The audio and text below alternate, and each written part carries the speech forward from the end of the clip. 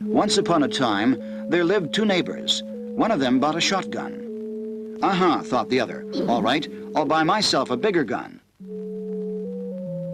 What could this mean, thought the first neighbor. I'll buy myself something bigger.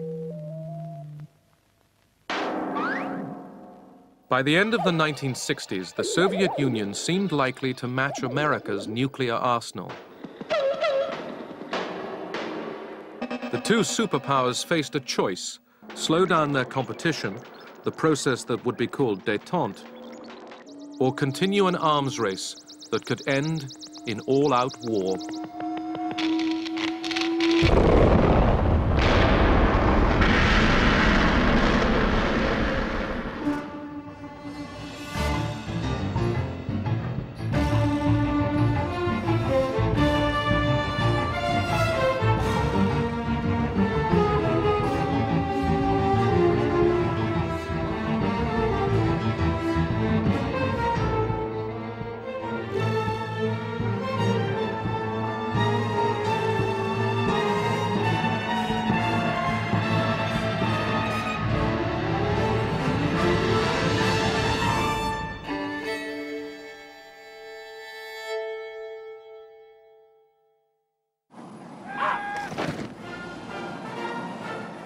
In 1969, a new American president came to power.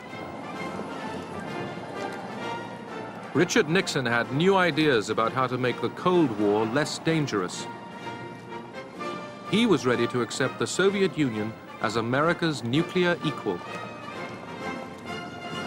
When President Nixon came into office, the conventional wisdom of all the media and the people who thought of themselves as intellectuals was that he was a warmonger and that they had to moderate him, and we were under enormous pressure to start negotiations on trade, on salt, on a whole complex of things.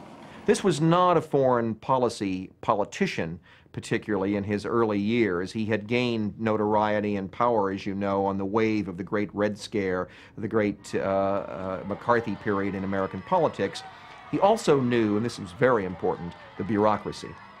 He knew that often the most difficult belligerent powers with which he had to deal were not the Soviet Union or China, but the Department of State, the Central Intelligence Agency, the Pentagon, the Department of Defense, those belligerents arrayed along the Potomac.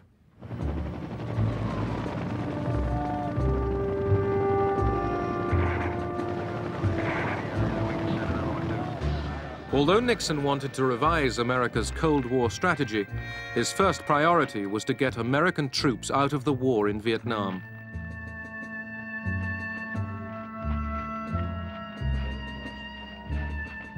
By 1969, this war had cost the lives of 30,000 GIs, and there was still no end.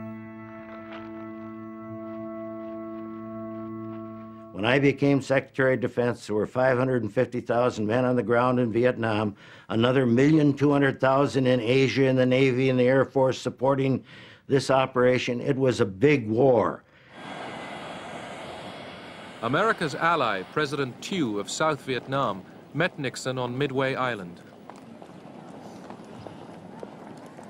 Nixon told Hugh he planned to pull out American troops and hand over the ground war to the South Vietnamese. Vietnamization was the term that I coined in order to get people thinking about the responsibilities the Vietnamese had there. So we came in and said, that's fine as long as you leave behind a well-trained South Vietnamese army and equip us so that we could take care of our own destiny. In July 1969, the first American troops were pulled out.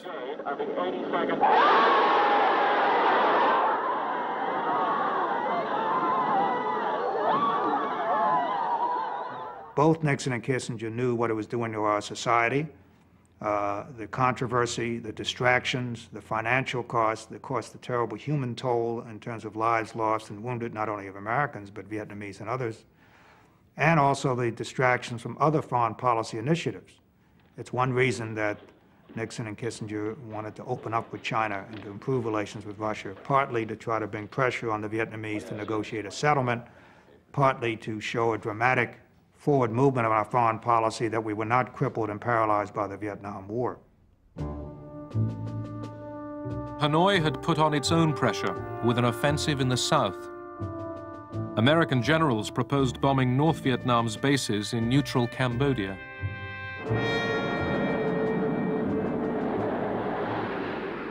Nixon agreed to the bombing, but insisted the raids in Cambodia be kept secret. Doors open at 30 TG. Can we up at 30 TG? Stand by to release. Ready, ready, now. I'm sorry. Time, ready, ready, now.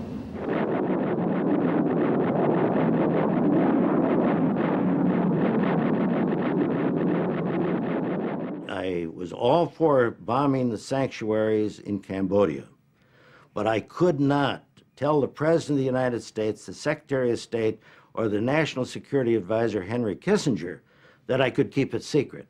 And I thought it would be a very bad thing if that came out at a later time. And I knew it would, because we had 12,000 people that had all that information, and you just can't keep secrets. Laird was right.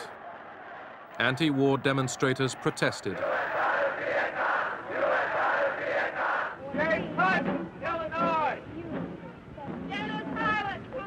They called out the names of soldiers killed in Vietnam. Richard Nixon could look out the window of the White House and see a mob of people marching in the street, protesting the war in Vietnam, for instance. He could take a 3x5 card out of his pocket and take a look. And the polls showed him with the confidence of 70, 75% of the American people. And he'd say, I'm not going to let those people in the street make foreign policy for this country. And so tonight, to you, the great silent majority of my fellow Americans, I ask for your support. I pledged in my campaign for the presidency to end the war in a way that we could win the peace. I have initiated a plan of action which will enable me to keep that pledge. The more support I can have from the American people, the sooner that pledge can be redeemed.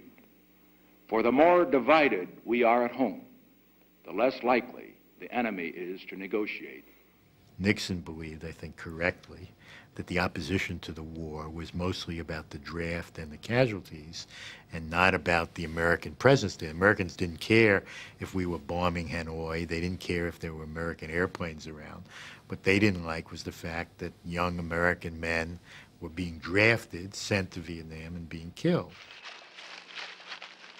The bombing of communist bases in Cambodia was no miracle cure. Okay. 100 meters away from it now, just from there. American GIs still came under attack in South Vietnam. All right, who's wounded? All right, give me some cover.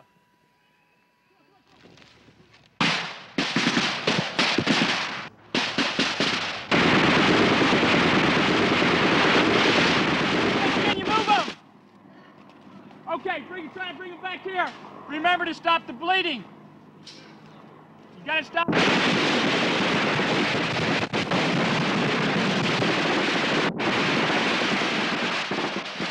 Nixon now ordered a ground assault into Cambodia. Anybody out here?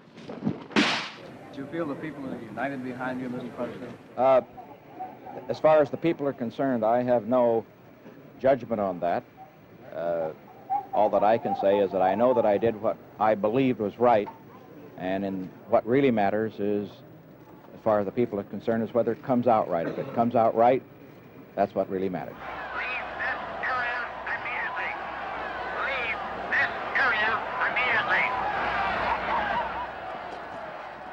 Nixon's invasion of Cambodia produced violent protests on American campuses. Ready position.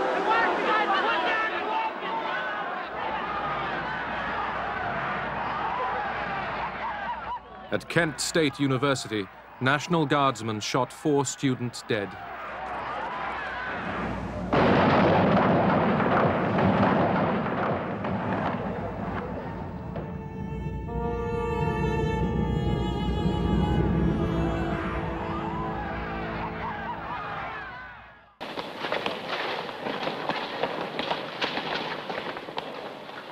Every year, in the early spring and late autumn, the Soviet Army gets its new recruits. The forces are inconceivable without strong, agile men possessing stamina.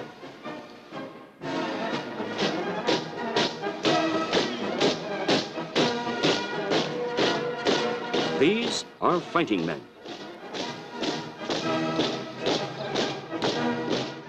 Fighting men alone could not guarantee security. Soviet leaders wanted arms agreements that recognized their nuclear parity with America. They also wanted American understanding in their quarrel with China. The Communist Party chief, Leonid Brezhnev, championed relaxation of Cold War tension with America, the policy that would be called détente.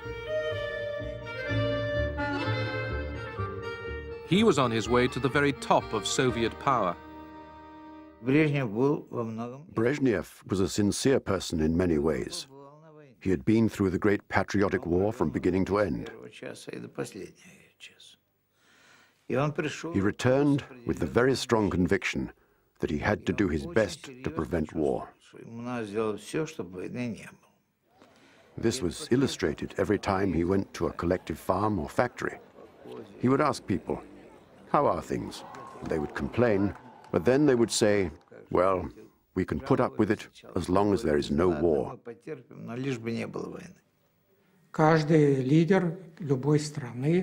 Every leader in any country has the need to express his character and to leave his mark in history.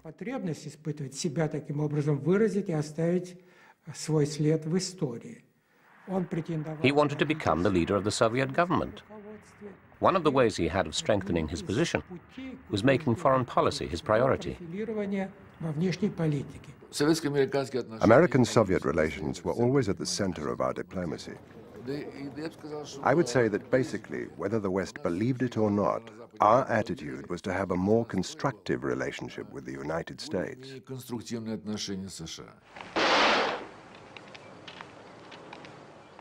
In Europe, the Cold War showed itself most painfully in the Iron Curtain that divided the two Germanys.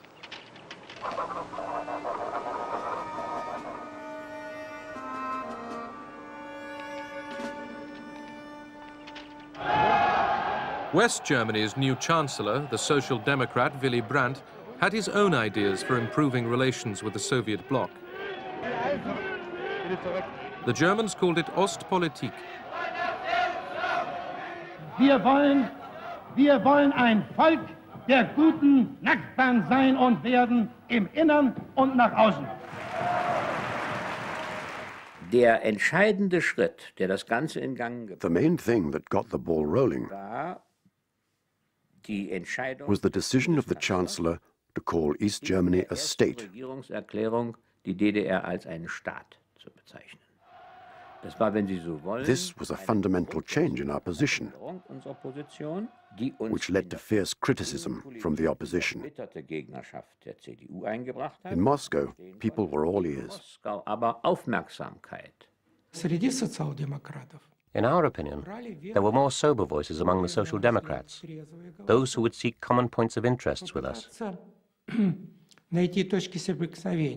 Not similarities in our outlook, but similarities in our interests. I would like to stress the difference. If we found points in common which would preserve a balance of interests, this could lead relations between the Soviet Union and West Germany out of a dead end.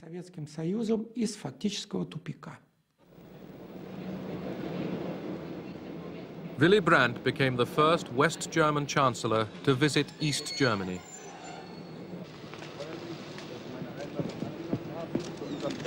Ich wünsche Ihnen einen recht angenehmen Aufenthalt. Ich danke Ihnen sehr für die Begrüßung, auch dafür, dass Sie gutes Wetter besorgt haben. Daran soll es nicht liegen. Danke sehr. Brandt's visit was a triumph. To ordinary East Germans, he seemed to bring hope of change. But the Americans were worried.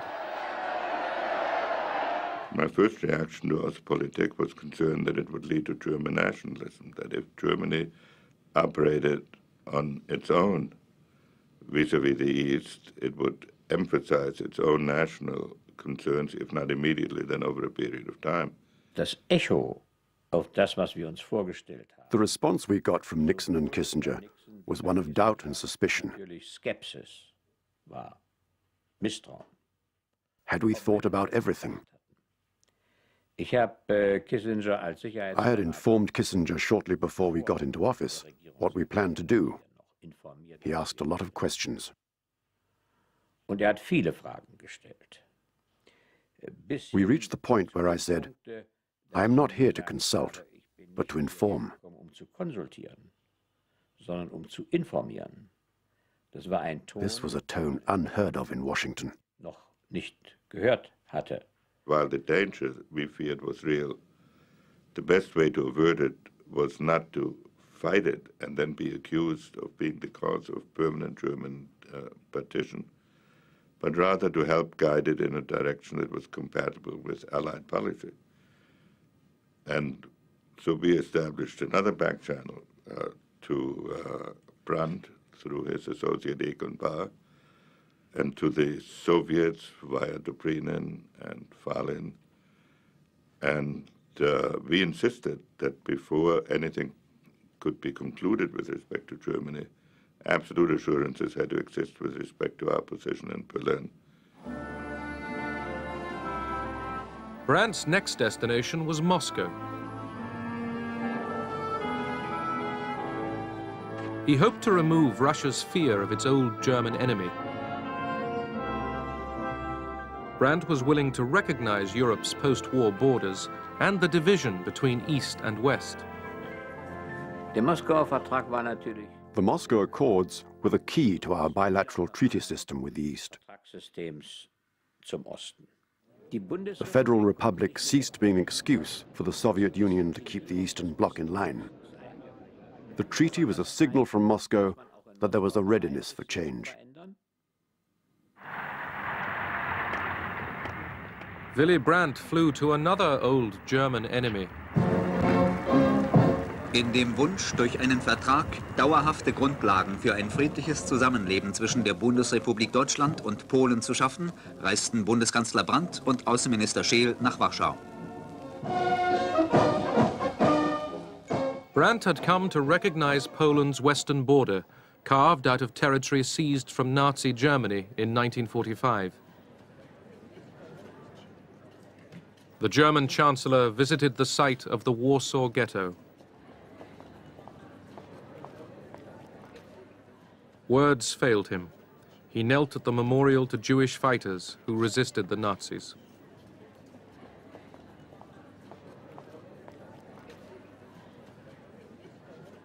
Brandt war, wenn Sie so wollen, ein Glücksfall. Brandt was a stroke of luck for German history.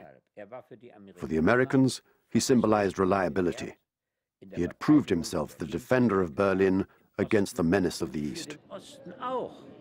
And for the East, he was a resistance fighter against the Nazis, without any doubt. Nazis eben unbezweifelbar gewesen ist.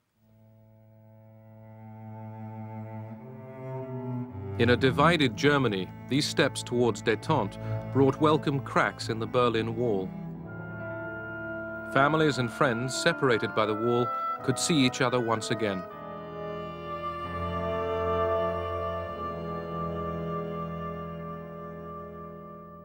Okay, fine, we'll call you later. The architects of America's new approach to the Cold War were Richard Nixon and his national security advisor, Henry Kissinger. Henry was very temperamental, very bright, very territorial, very insecure. You could say the same thing about Richard Nixon. And they complemented one another a lot of the time. At the same time, they were rivals. They fought with one another. They fought not with one another, but behind one another's backs. They were devious. The embassies, so basically what is happening. The two men preferred to work in secret. Through back channels, they set up summit meetings in Beijing and Moscow. Well, we have a variety of independent sources also. Yeah, I know. None of them reliable. None of them totally reliable. That's right. Nixon and Kissinger wanted the summits in China and the Soviet Union to help America get out of Vietnam. They also hoped to bring China into their diplomatic game.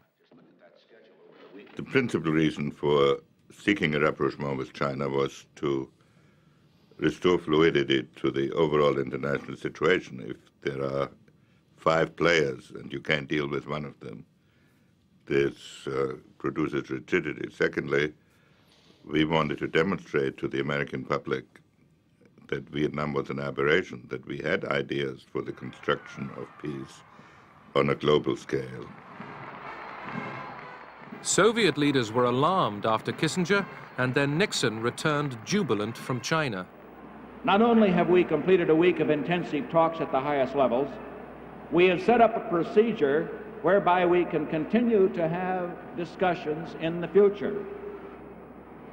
We have demonstrated that nations with very deep and fundamental differences can learn to discuss those differences calmly, rationally, and frankly, without compromising their principles. It was a great scare for our leaders, who decided that an anti-Soviet coalition was being formed, which included not only America and NATO, but also China. We felt we were being surrounded. The Moscow reaction was that a summit which we had tried to achieve before the trip to China, and in which they had been stonewalling us and tried to use it to, well, to put it kindly, blackmail us into untoward concessions or concessions we thought were untoward. Suddenly, they agreed to the summit, and it unfroze our relations. In March 1972, North Vietnam launched a new offensive in the south. Nixon responded with more air attacks.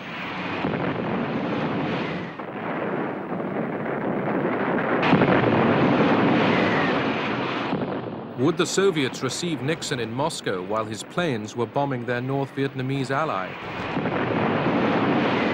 The general debate that took place in the White House Situation Room, and I was in many of these, was which is more important, the Vietnam front or the Moscow front? And Nixon was the only important person that I can recall who said we can have both.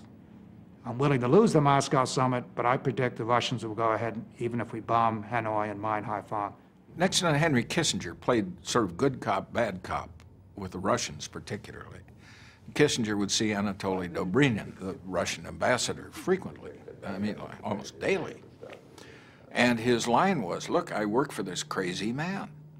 There's no telling what he might do. So Anatoly, you and I, as reasonable men, must work together to an accommodation between our countries. Kissinger was uncertain whether Moscow would allow the summit to go ahead. I went to see Kissinger.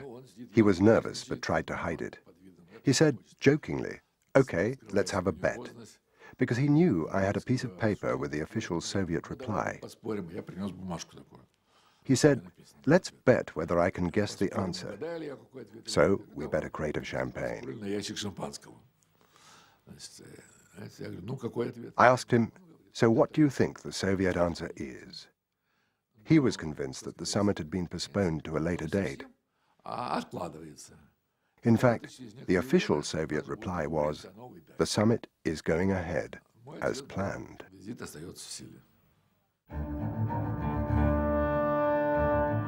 May 22nd, 1972.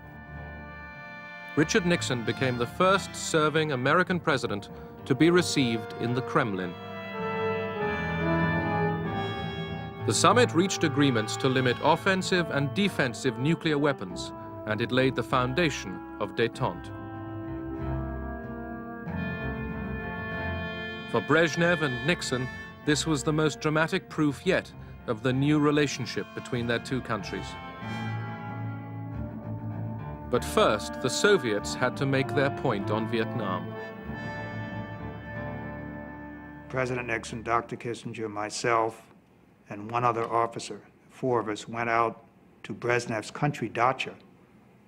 And there we saw Brezhnev, Kosygin, Podgorny, and the National Security Advisor on their side, 4 and 4. We sat for 3 hours in a dacha in which each of the Russian leaders took an hour to blast the United States for its Vietnam policy, absolutely attacking Nixon and the United States. Nixon knew what they were doing, namely they were writing a transcript to send to Hanoi. So he listened patiently, didn't get overly argumentative, basically just took it.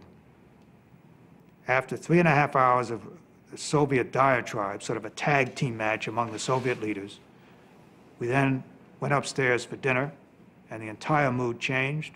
Brezhnev broke out the vodka. There was singing and jokes and toasts. And then later that evening, Kissinger went back, I believe with Gromyko, and did some more negotiating on arms control. The atmosphere was very good, even friendly. We were quite aggressive in view of Nixon's actions on Vietnam, but we made sure it didn't overshadow the summit, because the issues that Nixon was going to raise had already been agreed through the confidential channel. These were very important nuclear issues. All the members of the Politburo knew that the text of the treaty had already been agreed. Nixon knew that too from Kissinger. So, if we gave in to our emotions, we would ruin everything that had already been achieved. The President of the United States. The American Congress gave Nixon a hero's welcome.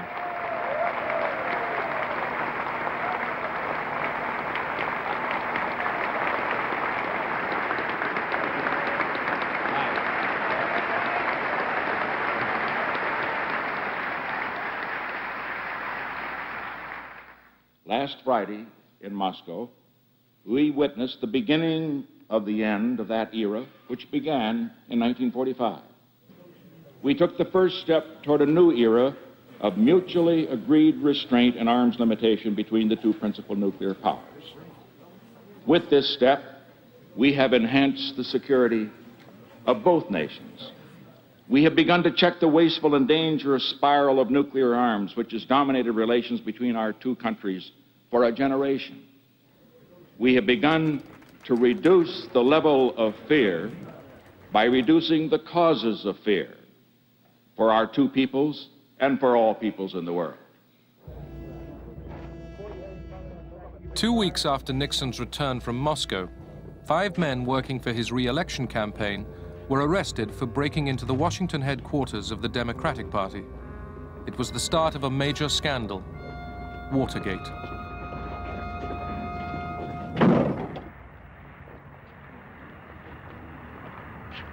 As election day approached, Kissinger returned from one of his many negotiating rounds with the North Vietnamese. He told Nixon he at last had a deal on Vietnam. The North Vietnamese negotiator, Le Duc Tho, presented to Dr. Kissinger a draft agreement on restoring peace and ending the war in Vietnam. And the first thing he said when he presented that document to Dr. Kissinger was, "You are in a hurry, are you not?" And I recall Dr. Kissinger nodding affirmatively when Le Duc Tho made that statement. We knew that Kissinger had met with the North Vietnamese side in Paris on October 9. So when he came on October 19 and gave us the text in English, mind you, and he asked us, he said, well, we got 4 days to sign. And of course, we politely said, well, you know, this is the first time we have been given this text, so we would like to have time to study it. But by the way, you know, where is the Vietnamese text? When I see the widows, the orphans, when I see so many tombs, so many sacrifices for the freedom and liberty of Vietnam, I reaffirm again that the whole people of South Vietnam will resist again any peace which demand the rendition of South Vietnam and which will give the South Vietnam to the communist aggressors. I have great sympathy for Hugh. And at the same time, I have great sympathy for our problem. We faced 65 congressional resolutions in the year 1972 alone that were urging unilateral withdrawal from Vietnam. And Mr. Kissinger said, well, if you sign this, we're going to bring peace, and we'll be, South Vietnam will be developed, people will be happy, at which President Hugh said, listen, we have the interest and the future of our country. We are not looking for Nobel Prize. South Vietnam refused to sign. With his deal facing collapse, Kissinger hastily reassured Hanoi America still wanted an agreement. We believe that peace is at hand. We believe that an agreement is within sight. It is inevitable that in a war of such complexity, that there should be occasional difficulties in reaching a final solution. This latest setback in the Vietnam peace talks did not damage Nixon. He was easily re-elected for a second term. Back in Paris, Kissinger had to put Thieus' objections to the North Vietnamese. How do I get out of here? We thought you weren't having a meeting today, sir. Well, do something surprising. It's getting to be difficult to have a secret rendezvous in Paris. It certainly is.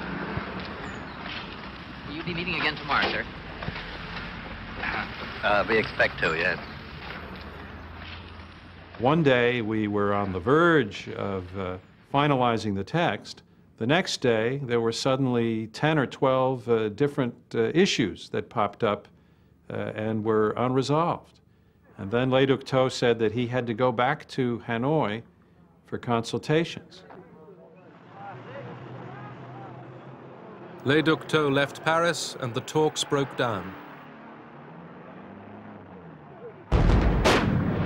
Nixon ordered air raids on North Vietnam, hoping to bludgeon Hanoi into agreement and at the same time bolster the South.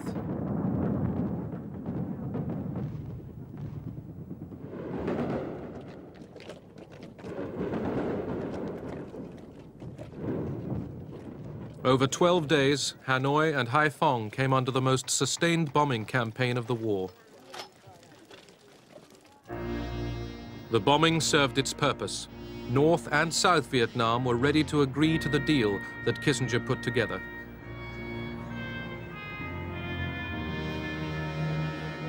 Under the peace accords, American troops would leave Vietnam, the Saigon government would remain in power, but North Vietnam's troops would stay in the South.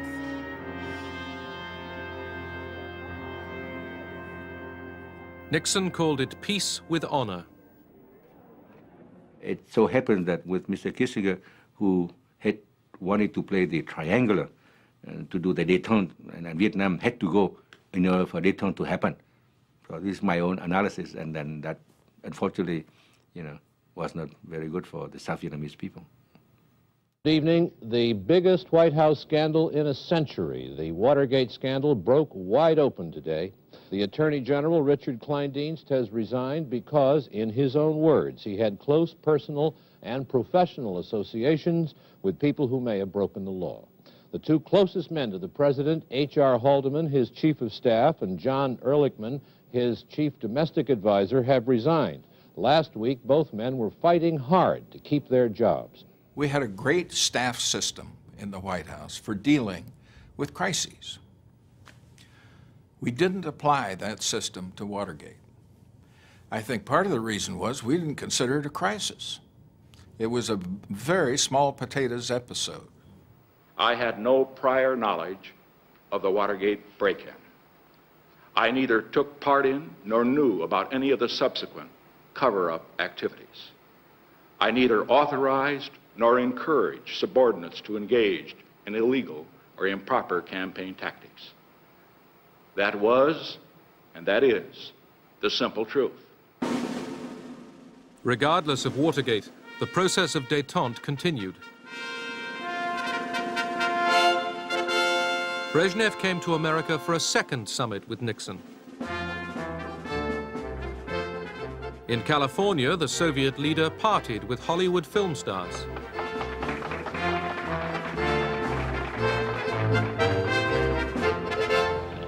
The Russians were still keen to deal with the American president.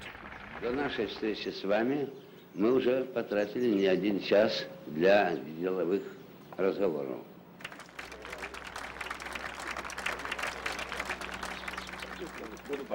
Goodbye.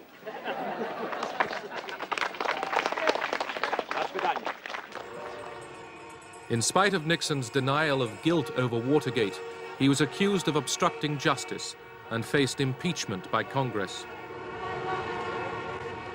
In August 1974, Richard Nixon, the man who took America into détente, gave up the fight and resigned.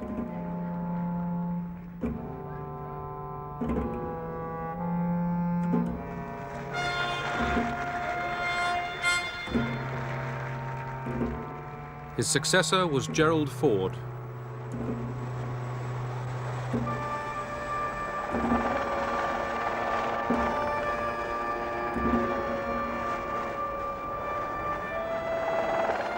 The Soviet leadership was astonished by Nixon's downfall. They thought, how could the most powerful person in the United States, the most important person in the world, be legally forced to step down for stealing some silly documents? It was so contrary to the mentality of the Soviet leaders that a person in such a senior position could be removed by legal means. They simply couldn't understand it.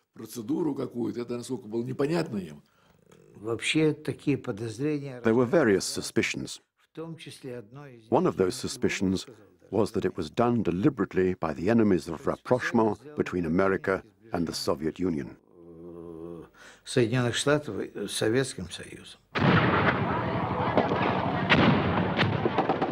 In Vietnam, the 1973 peace accords had not stopped the fighting. By April 1975, South Vietnamese troops were struggling to defend Saigon against Hanoi's final offensive. They could expect little help from the Americans. The Congress of the United States refused to supply the kind of military assistance that was necessary to keep the South Vietnamese military forces strong. South Vietnamese who had fought and worked alongside the Americans against the communists besieged the U.S. Embassy.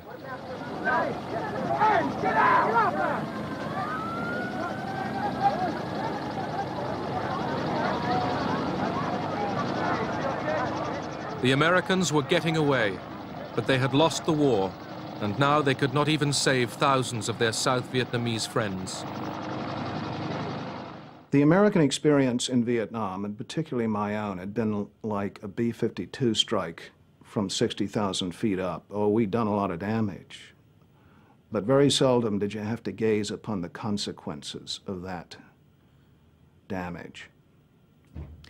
That last day was like being in a B-52 strike right on the deck. You saw what our actions had wrought, and the horror and the shame was almost more than you could bear.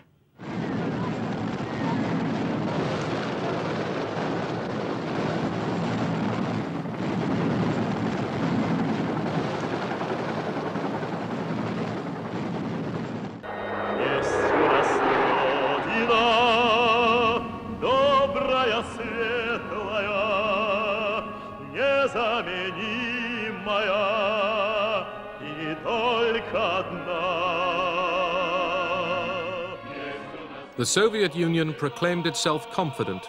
It believed it was a superpower equal to America and boasted history was on its side. This rosy view ignored one problem. How are you feeling? The treatment of Soviet dissidents like the writer Alexander Solzhenitsyn threatened to derail détente.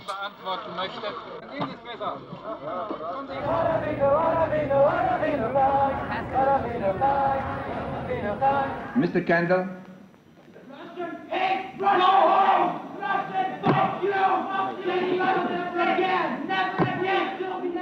American passions flared over restrictions on the emigration of Soviet Jews. The questions of Jewish emigration from the Soviet Union and of human rights were a very strong irritant. These issues were raised regularly by the US Congress and by demonstrations organized by pro-Israeli activists, and sometimes by hooligans.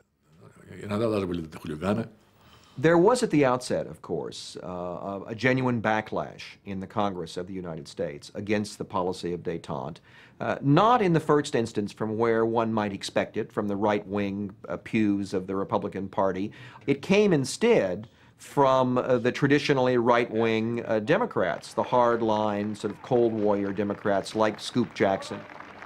When we have something we feel strongly about, and in this case it is civil liberties and freedom and what this nation was founded upon, that we should do something to implement international law, and it is international law now, the right to leave a country freely and return freely, that we should put that issue of principle on the table knowing that the Russians are not going to agree to it. The debate about détente took a very curious form, because some liberals seem to take the view that maybe tension wasn't all that bad. And they suddenly developed theories of the need to intervene in human rights procedures that we never heard before, and that were strenuously rejected before. In the Soviet Union, where memorials kept alive the remembrance of a terrible war, détente had few enemies.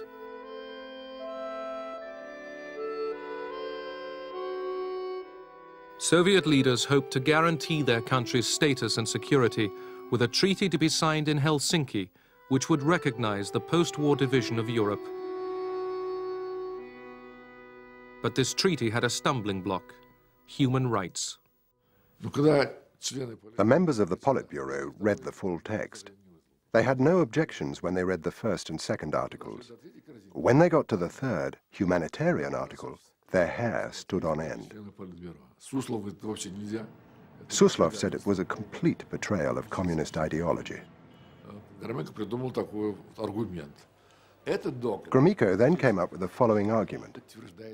The main thing about the Helsinki Treaty is the recognition of the borders. That's what we shed our blood for in the Great Patriotic War. All 35 signatory states are now saying these are the borders of Europe. As for human rights, Gromyko said, well, who's the master of this house? We are the masters of this house, and each time it will be up to us to decide how to act. Who can force us?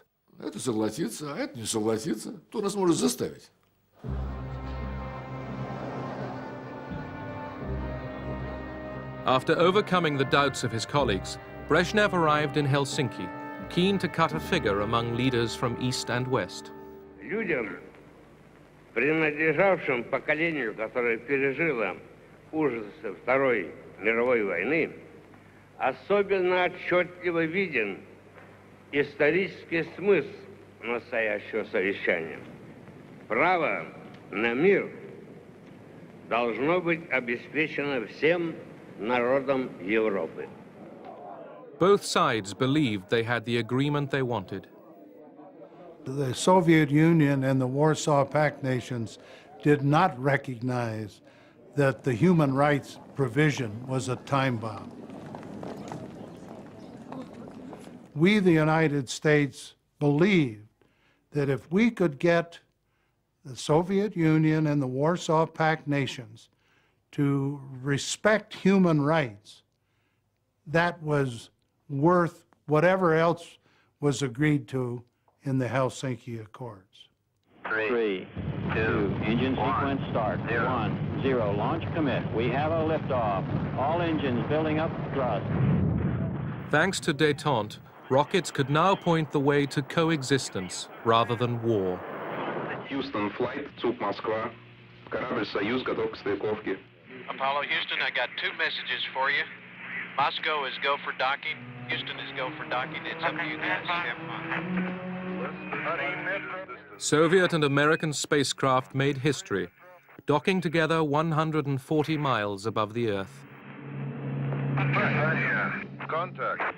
All right. In space, cooperation was replacing years of Cold War confrontation. Glad to see you. When we went to the United States for training, we met the Americans. I remember one of them saying to me, "Since this international project, I have begun to sleep better at night. I'm no longer afraid of nuclear war, because we are working together."